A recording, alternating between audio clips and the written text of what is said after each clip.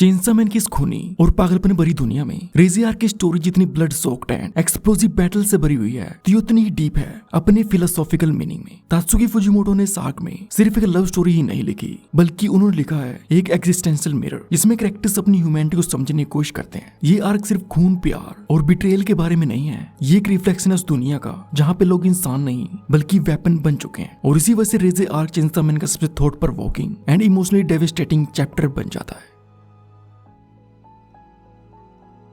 रेज़े arc की सबसे emotional and philosophical theme है हाइब्रिड आइडेंटिटी। ये आर्क एक्सप्लोर करता है उन लोगों को जो दो दुनियाओं के बीच अटके हुए हैं, एक साइड पर ह्यूमैनिटी और दूसरी साइड पर मॉन्स्ट्रोसिटी। और इस डुअलिटी के परफेक्ट एग्जांपल हैं डेंजी एंड रेज़े। डेंजी जिसका दिल पोशीता जिनसे डेविल के साथ मिला हुआ है, हर वक्त खुद से एक सवाल पूछता है कि क्या मैं अब भी इंसान हूँ या फिर एक डेविल जिसके पास सिर्फ इंसानी यादें ही बची हैं। ये कंफ्यूजन, ये आइडेंटिटी क्राइसिस सबसे ज्यादा तब सामने आता है जब वो मिलता है रेज़े से, एक और हाइब्रिड जो कि बिल्कुल उसके जैसी है। और जब ये दोनों सामने आते हैं, एक चेनसॉ और एक बॉम्ब, तो सिर्फ एक फाइट नहीं होती बल्कि होता है एक मिरर मूवमेंट, एक ऐसा पल जहाँ पे दोनों रियलाइज करते हैं कि वो दोनों एक जैसे हैं। रेज़े एंड डेंजी का यही कनेक्शन उनके सिंपल रोमांस को उठाकर कुछ और ही बना देता है, और वो है एग्जिस्टेंशियल बॉन्ड। फुजिमोटो ने यहाँ पे एक डीप फिलोसॉफिकल पॉइंट टच किया है जिसे फिलोसफर्स कहते हैं ऑथेंटिसिटी। मतलब वो स्ट्रगल जब हम खुद को डिफाइन करने की कोशिश करते हैं, जब दुनिया हमें अलग अलग रोल्स, आइडेंटिटीज एंड एक्सपेक्टेशंस के साथ जज करते हैं। डेंजी एंड रेज़े की मूव में सिर्फ प्यार नहीं बल्कि एक रियलाइजेशन है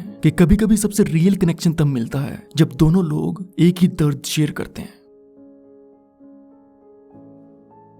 रेज़े आर्क सिर्फ एक लव स्टोरी नहीं है बल्कि एक हार्श मिरर है उन पावर सिस्टम्स का जहां इंसान को एक टूल बना दिया जाता है। तात्सुकी फुजिमोटो ने इस आर्क के थ्रू एक ब्रूटल सच दिखाया है, फिर चाहे वो गवर्नमेंट हो या कॉर्पोरेशन, इन सब के लिए इंसान एक जिंदा इंसान नहीं बल्कि एक यूज करने लायक वेपन है, जिसमें डेंजी एंड रेज़े दोनों इसके सबसे पेनफुल प्रूफ है। डेंजी काम करता है पब्लिक सेफ्टी डिवीजन 4 के लिए, जहाँ उसकी जिंदगी की वैल्यू बस उसकी किलिंग एबिलिटी से होती है, और रेज़े होती है एक सोवियत वेपन, एक बॉम्ब हाइब्रिड जिसे बचपन से ही एक लिविंग वेपन बनने के लिए ट्रेन किया जाता है। मतलब दोनों के पास इमोशंस हैं, ड्रीम्स हैं, पर दुनिया उन्हें इंसान नहीं बल्कि सिर्फ वेपन के रूप में देखती है। जब रेज़े का पास्ट बताया जाता है, उसकी बचपन में की गई ट्रेनिंग और उसे कैसे एक वेपन में बदला गया, तो वो सिर्फ अपनी ट्रेजेडी नहीं बताती बल्कि एक यूनिवर्सल फियर को रिप्रेजेंट करती है। ये डर कि हमारी वैल्यू सिर्फ तब तक है जब तक हम कुछ काम के हैं। और सोचिए, ये सिर्फ चेनसॉ मैन की दुनिया की ही बात नहीं है, ये हमारी दुनिया पर भी अप्लाई होती है, क्योंकि आज के टाइम में भी लोग आइडेंटिटी अपनी प्रोडक्टिविटी से डिफाइन होते हैं। मैं क्या बनाता हूँ, मैं क्या करता हूँ, पर कभी किसी ने सोचा है कि मैं कौन हूँ? और यही हमें दिखाता है रेज़े आर्क कि जब सोसाइटी इंसानियत से ज्यादा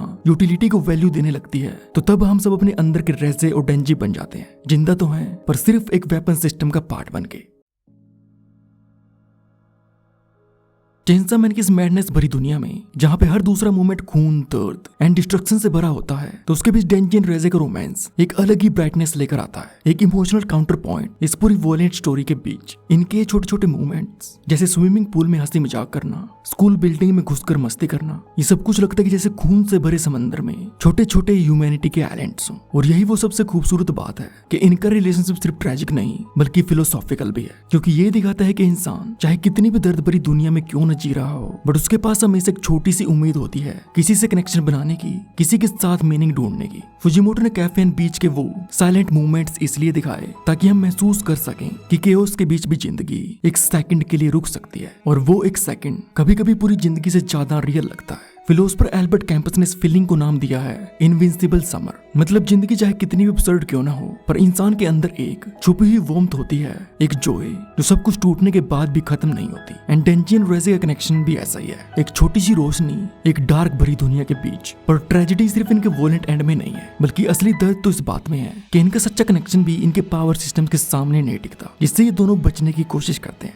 ये स्टोरी हमें कड़वी सच्चाई बताती है कि ऑथेंटिक ह्यूमन बॉन्ड्स आज भी पॉसिबल हैं, पर वो उतने ही फ्रेजाइल हैं जितना कि एक बॉम्ब की वायर, बस एक स्पार्क और सब कुछ बूम।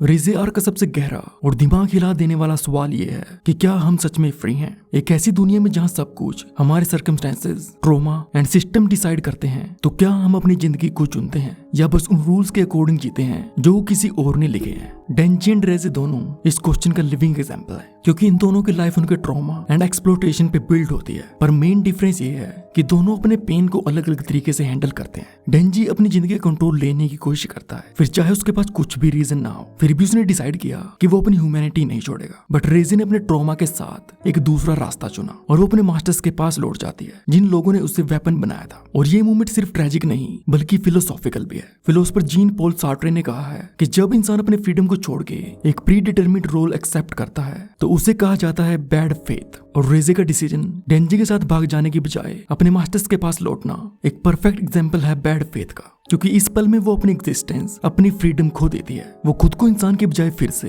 एक वेपन मान लेती है। पर डेंजी का हाफ डेविल होने के बावजूद भी अपने अंदर के इंसान को पकड़ के रखता है। और जब वो रेजे से कहता है हम दोनों मिलके भाग सकते हैं, तो ये सिर्फ एक एस्केप ऑफर नहीं होता, बल्कि वो एक न्यू आइडेंटिटी, एक न्यू लाइफ को ऑफर कर रहा होता है, एक चांस अपनी लाइफ को खुद डिफाइन करने का। रेजे एंड डेंजी के अलग अलग चॉइसेस एक डीप एक्सिस्टेंशियल ट्रूथ दिखाते हैं कि जिंदगी हमेशा सर्कमस्टेंसेस डिसाइड नहीं करती, बल्कि हमारी चॉइसेस करती हैं। हम क्या बनेंगे, एक स्लेव ऑफ द सिस्टम या अपनी फ्रीडम के मालिक, ये हमारे फैसले पे तय होता है। और आज इसी वजह से रेजे आर्क सिर्फ एक लव ट्रेजेडी नहीं, बल्कि ये एक एक्सिस्टेंशियल स्टेटमेंट है कि खुद को डिफाइन करना दुनिया के अगेंस्ट सबसे बड़ा रिबेलियन है। तुम्हें ये video and Chainsaw Man Reze arc कैसा लगा कमेंट में जरूर बताना। और ऐसे और भी एनिमे फैक्ट एंड डिटेल्स को जानने के लिए तुम मेरी इन वीडियोस को देख सकते हो।